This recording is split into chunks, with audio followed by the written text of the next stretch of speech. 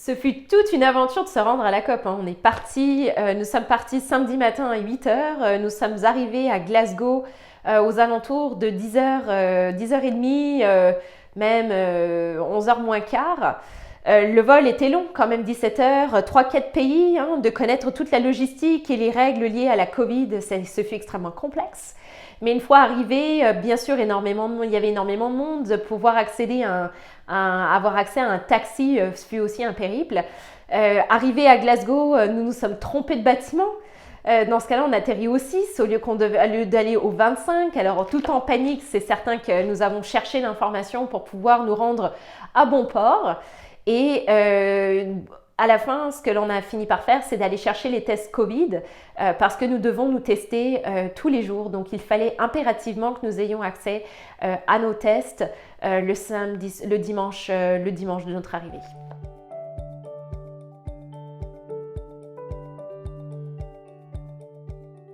C'est important de souligner l'atmosphère à Glasgow. La ville est entièrement aux couleurs de la COP. Donc quand on marche dans les rues, quand on se dirige dans le centre-ville, en fait, on peut voir des affiches, des vidéos, des documents un peu de partout qui justement illustrent la planète, l'environnement.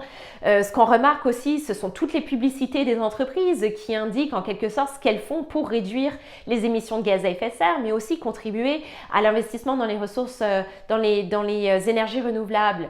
Donc vraiment, la COP aujourd'hui à Glasgow, elle est omniprésente. Il y a des symboles de partout et plus on se rapproche en fait du site, plus il y a des messages en fait liés à l'environnement et à la durabilité mondiale.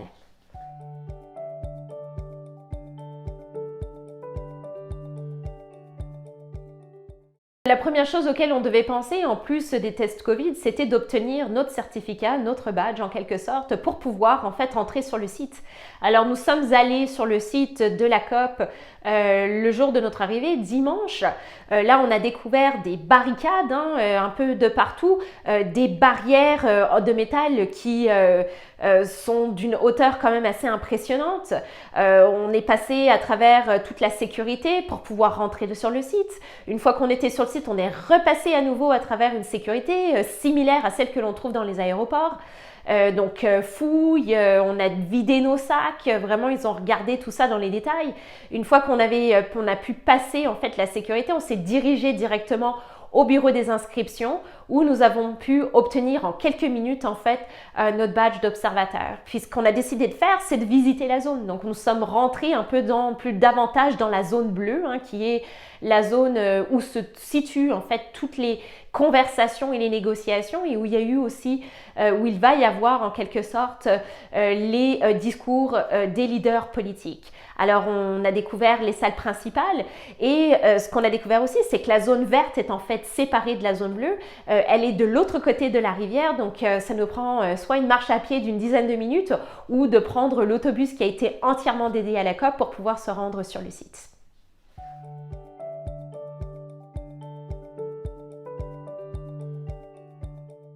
La COP avec le Covid, honnêtement, des fois, c'est à se demander en réalité s'il y avait vraiment une Covid. On peut voir les gens des fois marcher sans masque, ne pas respecter à l'intérieur les règles. Mais cela dit, il y a beaucoup de protections et de mesures en place pour justement se tester.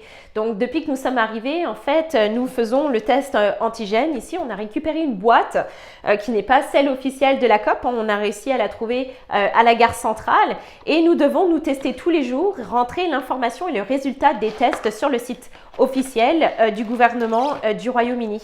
Alors, juste pour vous guider, en quelque sorte, ce sont un petit peu le matériel à l'intérieur. Donc ça, c'est vraiment la lingette. Bon, c'est pas une lingette, en fait, c'est un matériel de test qui indique un petit peu les résultats.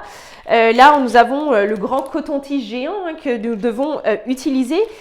Une fois que tout a été employé, nous devons les mettre dans le sac poubelle, qui est en fait un sac transparent. Et le coton-tige, une fois employé, doit se diriger dans ce petit tube qui est rempli de solutions qui justement permet en fait d'identifier, de tester si oui ou non nous sommes positifs au Covid. Et en quelque sorte, quand on regarde le test, ça ressemble à cela. Aujourd'hui, parce que ça faisait 2 jours que nous étions à Glasgow, nous devions faire en fait le test PCR. Chose un petit peu compliquée, hein, puisqu'il a fallu que je retourne chercher un test PCR suite à un petit accident sur le site internet. Je ne pouvais plus utiliser en fait le même code.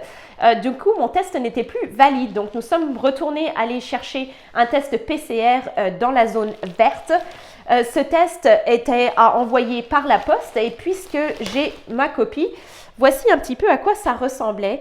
Cette fois-ci, au lieu de tester simplement le nez, il fallait rentrer le coton-tige dans la bouche, un tout petit peu plus exigeant, un peu plus difficile aussi, mais le tout a été renvoyé officiellement aujourd'hui au centre de test officiel du Royaume-Uni.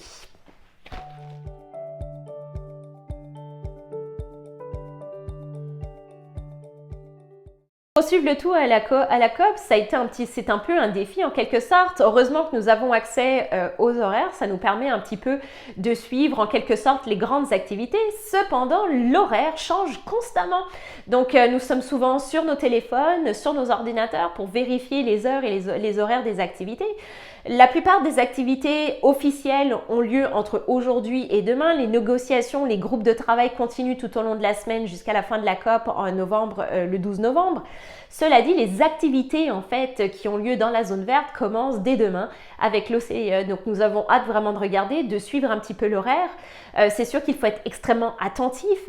Ça nous arrive aussi de demander un petit peu ce qui se passe autour de nous.